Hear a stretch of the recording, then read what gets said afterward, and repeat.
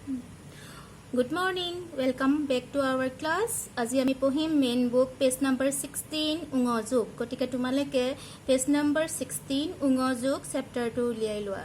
গতিকে আজি আমি যুক্তাক্ষৰসমূহ পঢ়ি আছো। আজি আমি যুক্তাক্ষৰ আহি পাইছো যেতে উঙৰ লগত ক খ গ ঘ ক খ গ ঘ এই চাৰিটা বৰ্ণ যেতিয়া যোগ হ'ব ইয়াৰ উচ্চাৰণ আৰু ইয়াক কেনেদৰে লিখা হয় আমি আজি শিকো আহা।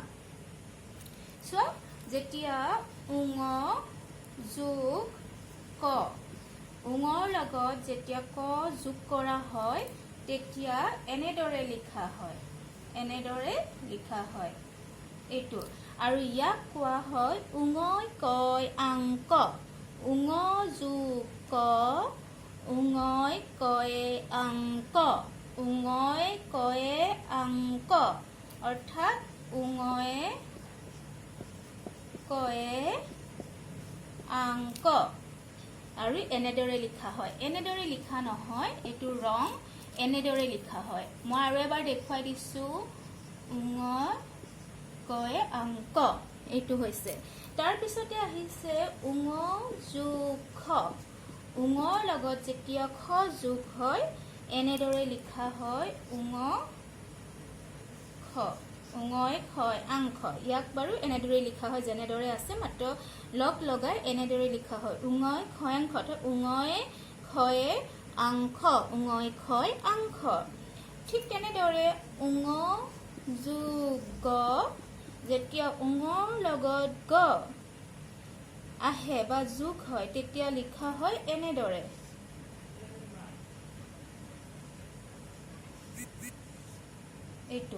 এইটো উঙয় গ যেতিয়া এই যুক্তাক্ষৰটো দিয়া হ'ব ইয়াক ভাঙা বুলি ই তোমালোকে ভুল নকৰিবা দীৰ্ঘই বুলি ভুল নকৰিবা কাৰণ দীৰ্ঘই ওপৰত এনেদৰে থাকে আৰু এই বস্তুটো নাথাকে এইটো হৈছে উঙ যোগ গ অৰ্থাৎ উঙয় গয় আংগ তাৰ পিছত উঙ যোগ ঘ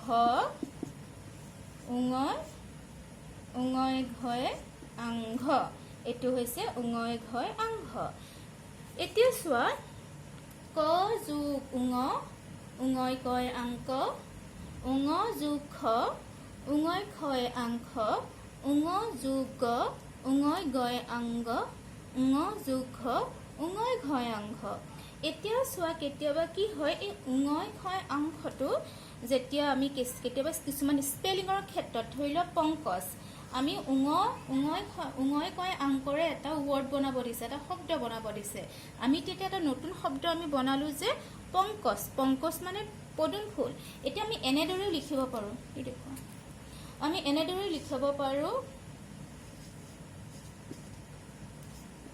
পংকজ বা আমি এনেদৰে লিখিব পাৰো প অনুসং ক বগিয়া জ মানে যেতিয়া চোৱা অনুসং এতিয়া চোৱা এটো উঙয় কয় আংকটো আমি এনেদৰে লিখিব পাৰো যদি তোমালোকক কয় যে উঙয় কয় আংকই লিখা বুলি ক'লে এনেদৰে লিখিলেও শুদ্ধ হ'ব আৰু অনুসং দি লিখিলেও ই শুদ্ধ হ'ব তাৰ পিছতে তেনেদৰে ইয়াৰো উঙ যোগ খ উঙয় খয় আংখ এটা আমি যদি শব্দ লিখিব কয় তেতিয়াহ'লে আমি সংখ্য লিখিব পাৰো খ উঙয় খয় আংখ সংখ্য বা আমি কেতিয়াবা এনেদৰে লিখিব পাৰো খ অনুসং আৰু খ অৰ্থাৎ উঙটো আমি অনুসং হিচাপে আমি লিখিছো বুজি পাইছা উঙটো আমি ইয়াত কি ভাঙি পেলাই লিখিছো ভাঙি অনুসং হিচাপে লিখিছো তেনেকৈ উঙয় গয় আংগ অংগ ইয়াৰ এটা শব্দ হৈছে অংগ আৰু যেতিয়া আমি এই উঙটোক আমি এনেকৈও লিখিব পাৰো অনুসং কৰিও লিখিব পাৰো অংগ ইও শুদ্ধ তেনেকৈ উঙয় ঘয় আংঘ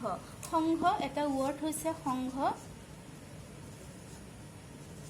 সংঘ আৰু কেতিয়াবা আমি এনেদৰে লিখিব পাৰো সদন্তীয় খ অনুসং ঘ অৰ্থাৎ এই উঙটো অনুসং হিচাপে ব্যৱহাৰ হৈছে স্পেলিঙৰ ক্ষেত্ৰত গতিকে এইখিনি হৈছে আজি জানিবলগীয়া মেইন কথা এতিয়া হাচোন আমি লেসনটো আমি পঢ়ো সেন্টেন্স কি আছে সঁচা কথা ক'বলৈ এটা আছে উঙ যোগ ক উঙয় কয় আংক পংকজ উঙ যোগ খ উঙয় খয় আংখ সংখ উঙ যোগ গ উঙয় গয় অংগ উঙ যোগ ঘ উঙয় ঘয় আংঘ সংঘ আৰু ইয়াতে আৰু এটা আছে একেই স্পেলিং এনেদৰে লিখিলেও হয় সংকুচ উঙয় কয় অংকটো এনেদৰে লিখিলেও হ'ব বা উঙটো অনুসং হিচাপে লিখিলেও হ'ব সংকুচ শৃংখল ছিংগল ছিংগল, সংগ সংগ, লংঘন লংঘন। এতিয়া চোৱা, সঁচা কথা ক'বলৈ সংকোচ কৰিব নালাগে, অৰ্থাৎ আমি যিটো সঁচা কথা সেই সঁচা কথা ক'বলৈ আমি কেতিয়াও সংকোচ কৰিব নালাগে, অৰ্থাৎ ভয় কৰিব নালাগে। পদুম ফুলক পংকজ বোলে, পদুম ফুল জানা লটাছ, পদুম ফুলক পংকজ বুলি কোৱা হয়। এটা সমাৰ্থক ছেম মিনিং ৱৰ্ড হা, পংকজ আৰু পংকজ, পদুম আৰু পংকজ ছেম মিনিং ৱৰ্ড। পদুম আৰু পংকজ হৈছে কি একে শব্দৰ অৰ্থ, মানে এটা যেনেকৈ তোমালোকৰ এজন মানুহৰ দুটা নাম থাকে, তেনেকৈ পদুমৰ মানে ছেম মিনিং, অৰ্থাৎ অসমীয়াত কোৱা হয় সমাৰ্থক শব্দ হৈছে পংকজ। তেনেকৈ শংখ এবিধ সাগৰৰ শামুক।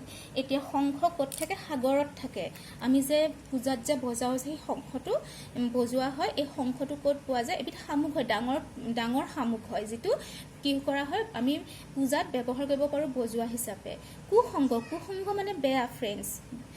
পৰিত্যাগ, পৰিত্যাগ মানে আমি এৰিব লাগে, পৰিত্যাগ কৰিব লাগে, আমি বেয়া মানুহৰ লগত থাকিব নালাগে। ডাঙৰৰ কথা, ডাঙৰৰ বাক্য উলংঘা কৰিব নালাগে, অৰ্থাৎ ডাঙৰৰ কথা উলংঘা মানে আমি অমান্য কৰিব নালাগে, ডাঙৰৰ কথা সদায় শুনিব লাগে। গতিকে এইখিনি হৈছে আজিৰ ডিছকাছ কৰা বিষয়। গতিকে যদি কিবা বুজি নোপোৱা তোমালোকে মোক সুধিব পাৰা। আৰু ৱৰ্কবুকৰ পেজ নম্বৰ 11টো মই কৰি দিছোঁ, এইখিনি তোমালোকে কৰিবা। আৰু এইখিনি হৈছে দুবাৰকৈ লিখা, অৰ্থাৎ ধিক্কাৰ ধিক্কাৰ ধিক্কাৰ দুবাৰ লিখিব লাগিব, এইখিনি হোমৱৰ্ক কৰিবা। Thank you, bye by.